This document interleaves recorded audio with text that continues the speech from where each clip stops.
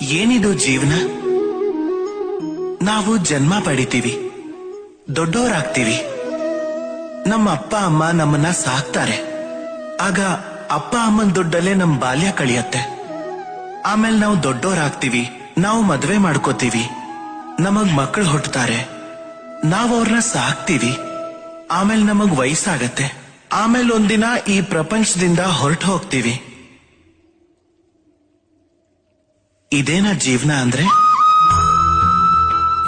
ತುಂಬಾ ಸಲ ಈ ಪ್ರಶ್ನೆ ನಿಮಗ್ ಬಂದಿರಬಹುದು ಅಲ್ವಾ? ಈಗ ಸ್ವಲ್ಪ ನೀರಿನ ಯಾತ್ರೆ ನೋಡಿ. ಸಾಗರದಿಂದ ಆವಿಯಾಗಿ ಮೇಲೇಳುತ್ತೆ, ಮೋಡವಾಗಿ ಮಳೆ ಸುರಿಯತ್ತೆ, ಆಮೇಲೆ ನದಿಯಾಗಿ ಮತ್ತೆ ಸಾಗರನ ಸೇರತ್ತೆ.